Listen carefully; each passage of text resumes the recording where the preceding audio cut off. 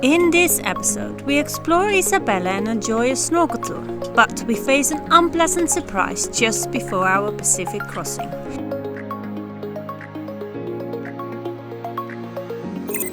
But first, this is me, Kim. There is Bart, and here is Liz, our little explorer. We sold everything to explore these beautiful places with our tiny 33-foot sailboat, Tranquillity. In the last episode, we continued sailing and exploring the islands of Galapagos, surrounded by all types of fish, and we had whales close by.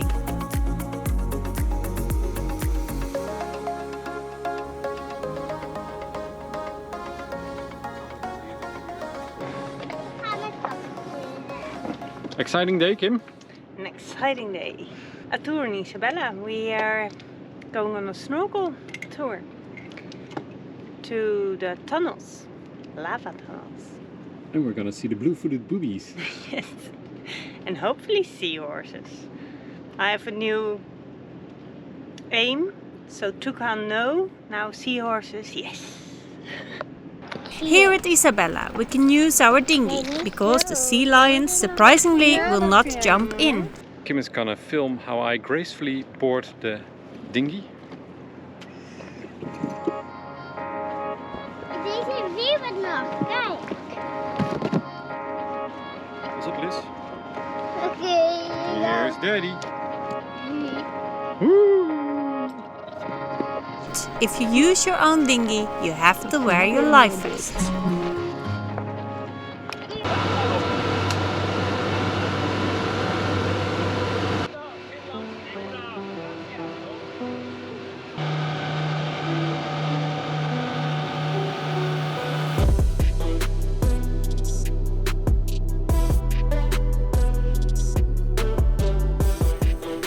We go on a tour called Tunnels. It refers to the tunnels created by lava when the islands were formed. The water is greenish, but clear and full of life.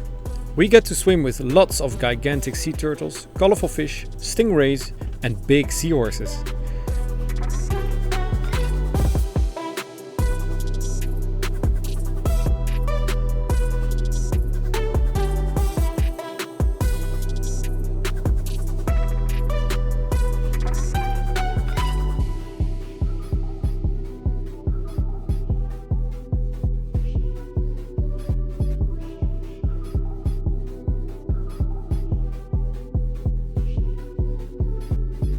And Liz gets in her happy spot when she spotted sharks, her favorite animals. These are baby sharks, so nothing to worry about.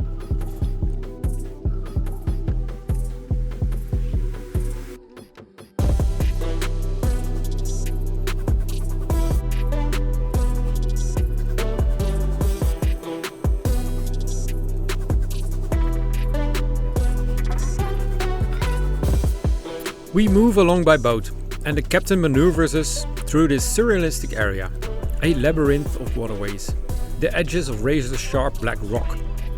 And the water gets clearer and clearer. Not only a nice ride, but also the spot where the blue-footed boobies live.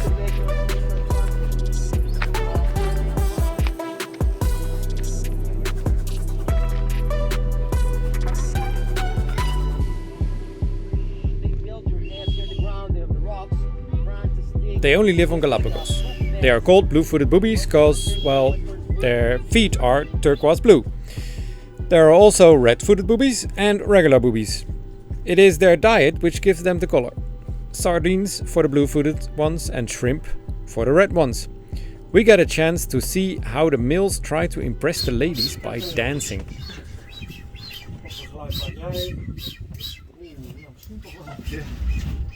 What a cool bird.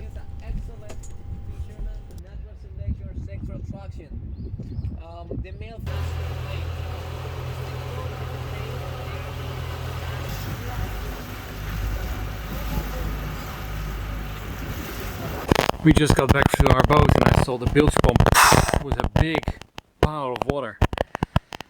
So we dropped off on the boat and well, it seems it's a freshwater problem, but that still is very we want to leave in about a week to the Marquesas, so a leak now is not very handy. Luckily we have a working bilge pump and she was working foolproof. We had water in every bilge part and the saloon was flooded. Everything was wet.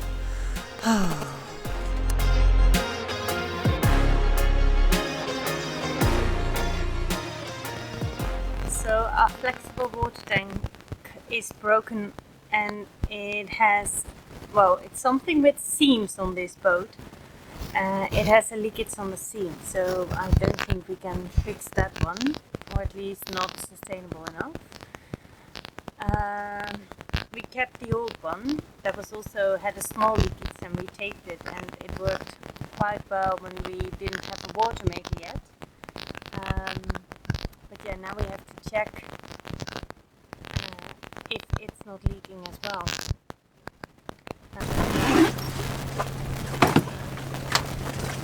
Okay, so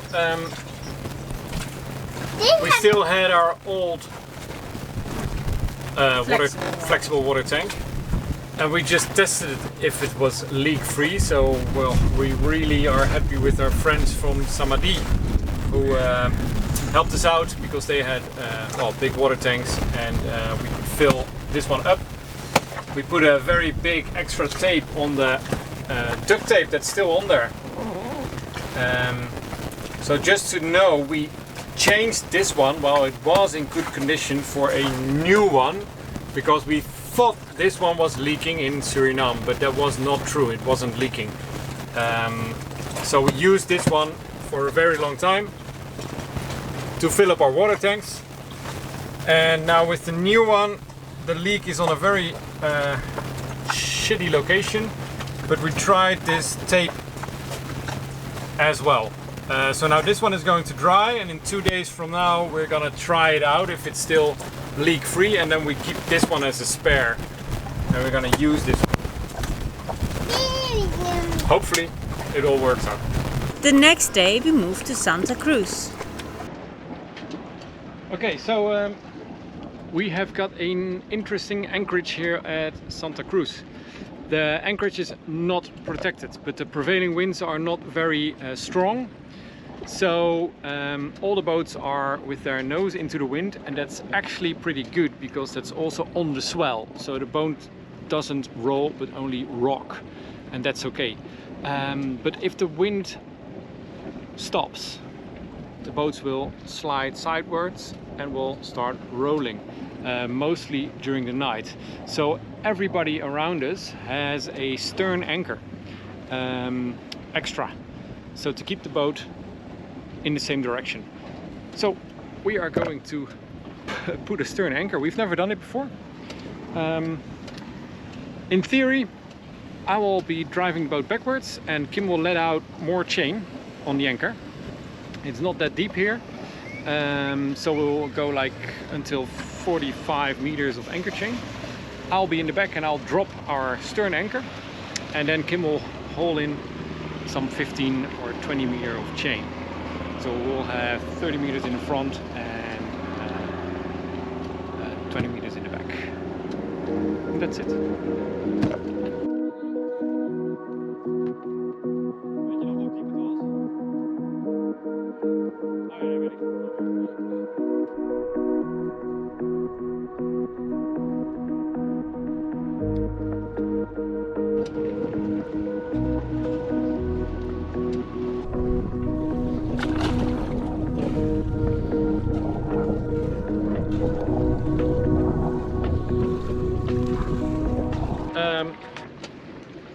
Our stern anchor is now approximately 20 meters behind our boat. It doesn't have to hold that much. It's not that the wind is going to increase very much. There's no squalls here. But if so, we have to really look out for it and take care.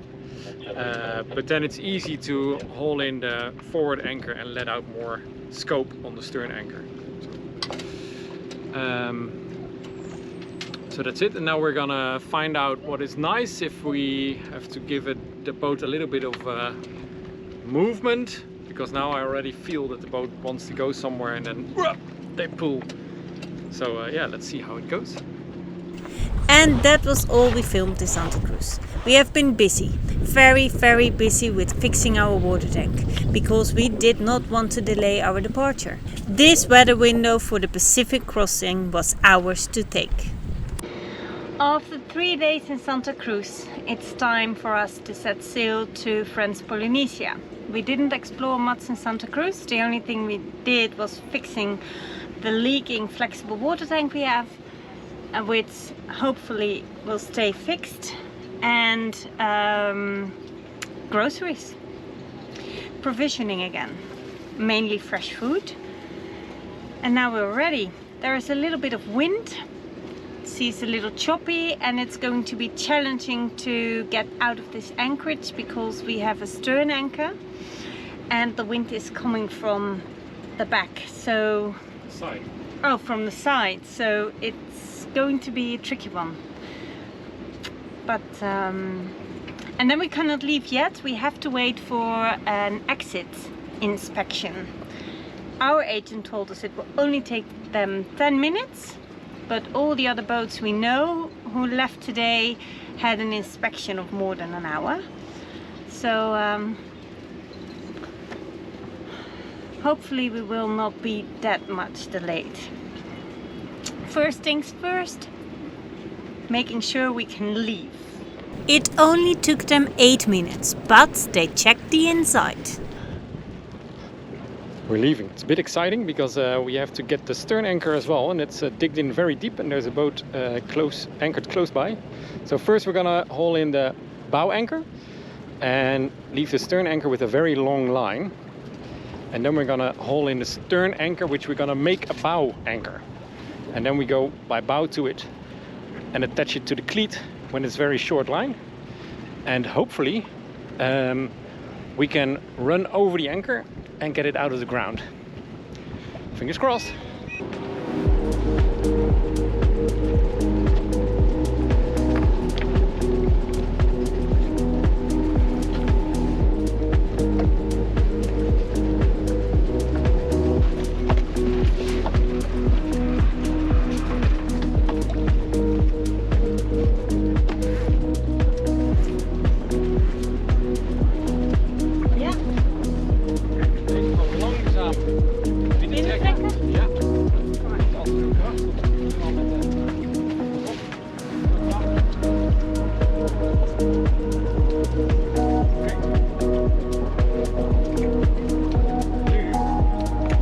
Deze mee naar voren lopen. Ja. Ja, en dan leg je hem daarna even om de kikker en dan draaien we om. Alright, so first thing worked out. We now have the bow anchors in, and we attach the line from the stern anchor on the bow. So what we're gonna do now is we're gonna turn the boat around.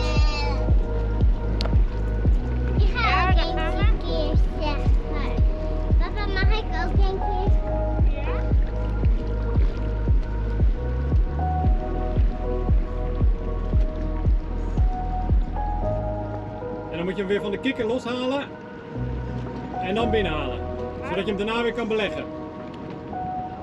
Ja, ik help je nu gewoon door er naartoe te varen. Maak hem los. Ja. En dan? Dan ga jij gewoon binnenhalen terwijl ik er naartoe vaar.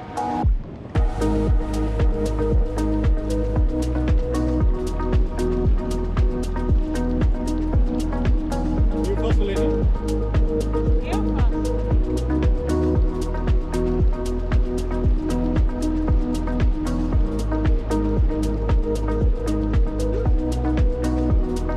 Crazy! We got stuck. I think we're loose. Ja. Okay. Allemaal.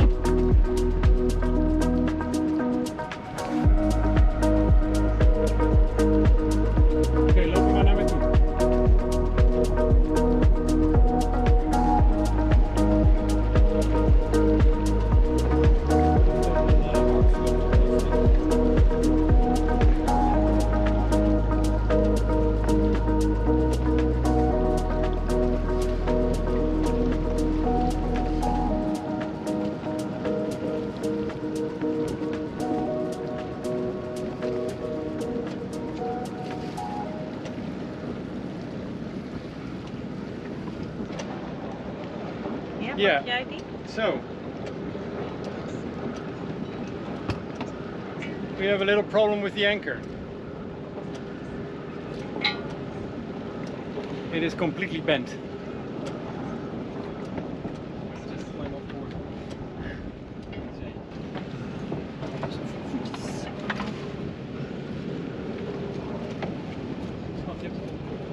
Weet ik.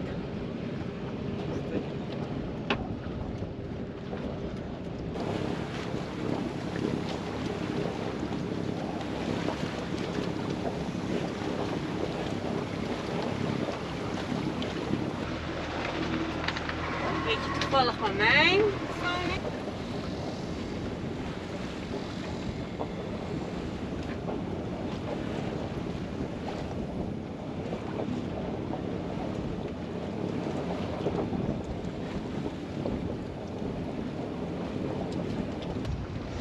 So first hours underway, and the ocean is really confusing. It's not the sea that we had for a couple of weeks here. It's steep, short waves. Probably because the wind direction shifted. So it's upwind sailing now. And yeah, we can't make the right angle we want to, but at least we're going south. That's good, because the trade winds are at 4 degrees south of the equator. Well, this was it. If you have any questions, please let us know. And for now, goodbye and thank you very much for watching. Fair winds to you all.